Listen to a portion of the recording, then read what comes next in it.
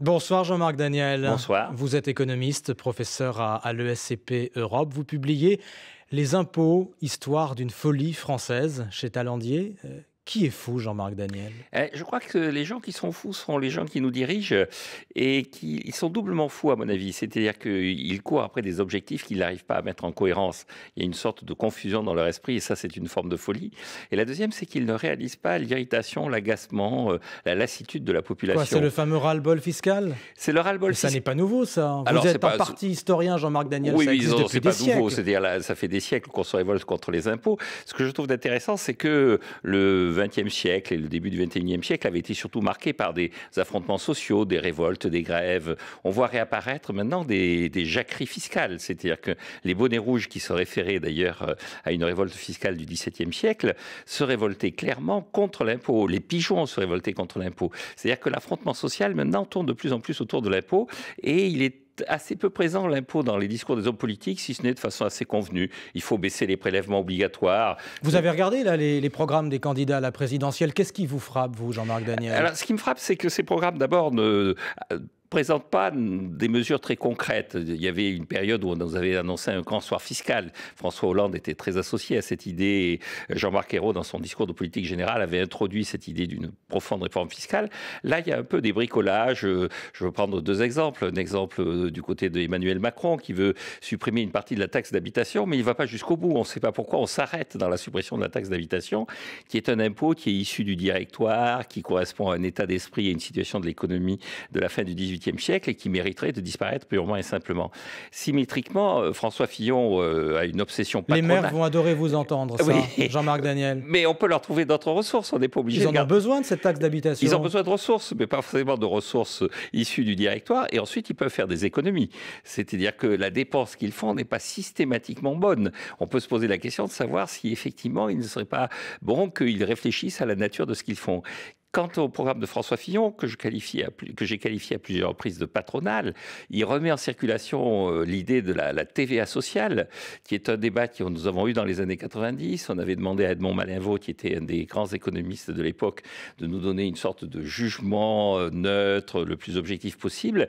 Et il avait dit, la TVA sociale, c'est pas une bonne idée. Et de nouveau, on remet ça sur le tapis. Donc on a une sorte de paresse intellectuelle qui consiste à dire, il faut baisser les prélèvements obligatoires, il faut baisser les charges des entreprises, sans véritablement avoir une réflexion d'ensemble sur la fiscalité. Derrière la question de la fiscalité, il y a la question de la dépense publique, il y a la question des services publics au sens large.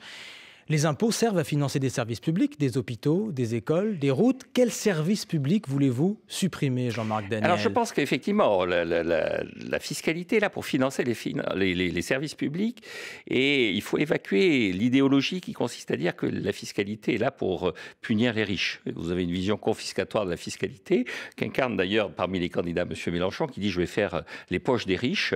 Et donc, c'est l'idée que la fiscalité, c'est un instrument de justice sociale. Ça n'est pas le cas? Non, je pense que c'est un instrument de confiscation. Mais la réduction des inégalités par la confiscation n'est pas ce que doit se donner comme objectif une société. Je cite souvent le président Kennedy qui disait « Les communistes veulent abaisser les riches, moi je veux relever les pauvres ». L'impôt, ça abaisse les riches, alors que le relèvement des pauvres, c'est de faire une action positive au travers de la dépense publique vers les pauvres. Or justement, pour financer cette action positive, il faut des impôts, mais il faut se poser la question de savoir si tous les services publics que l'on met en avant doivent continuer à être financés. Et je pense qu'il y a une vraie réflexion à avoir sur la dépense publique, y compris avec cette idée que certaines choses peuvent être privatisées, certaines choses doivent disparaître. Bon, vous n'êtes pas candidat à la présidentielle, Jean-Marc Daniel. Que voulez-vous privatiser? Quel service public voulez-vous fermer? Écoutez, il y a trois services que je privatiserai volontiers. Je pense que l'enseignement supérieur pourrait être privatisé et que l'accès à l'enseignement supérieur des gens les plus défavorisés doit porter sur le mérite et sur des bourses.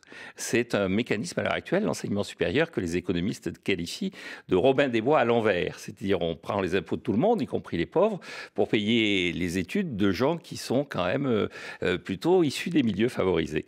Le deuxième élément, je pense que la sécurité sociale devrait s'appeler France Sécurité Sociale, comme il y a eu France Télécom, et être l'opérateur historique d'une orientation de notre financement de la santé par des compagnies d'assurance avec des cahiers des charges très précis. Et puis le troisième élément, je pense que toute une partie de notre secteur public, qui n'est pas directement l'État, mais qui est largement subventionné par l'État, je pense au transport, je pense à l'énergie, devrait être là aussi mise dans une logique de davantage de concurrence et de responsabilité de ses propres moyens. Vous n'êtes pas candidat, mais vous avez donc un vrai programme libéral. Vous avez regardé aussi ce que François Hollande a fait depuis 5 ans. Pour résumer, il a augmenté les impôts des ménages et au contraire, il a quand même allégé le fardeau pour les entreprises. Est-ce que c'est efficace et est-ce que c'est juste ? Écoutez, c'est juste, encore une fois, les entreprises, ce sont celles qui sont porteuses de la croissance économique. Et donc, alléger le fardeau des entreprises, tout le monde en bénéficie.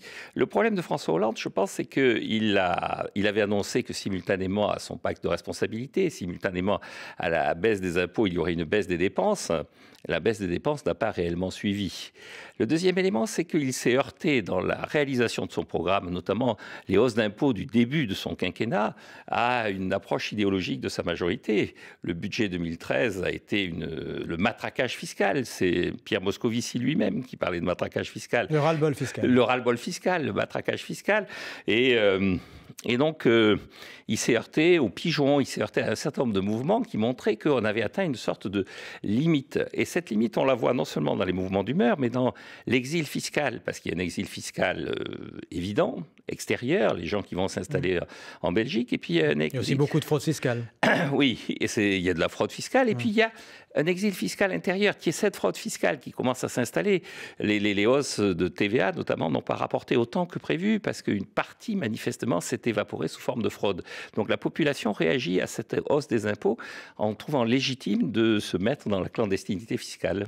Jean-Marc Daniel, point de vue libéral, assumé. Dans cet essai qui est beaucoup un livre historique aussi, je le dis.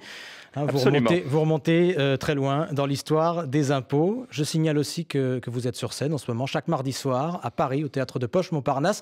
C'est un one-man show sur l'histoire de l'économie, on peut le dire comme ça. Oui, l'économie sans dessus-dessous. Voilà, sur l'histoire de l'économie. Et je parle de Rousseau, qui rappelle d'ailleurs, je le dis dans mon livre, que imposteur et impôt sont 2 mots qui ont la même origine. Les impôts, histoire d'une folie française. Jean-Marc Daniel, le livre paraît cette semaine chez Talendier. Merci.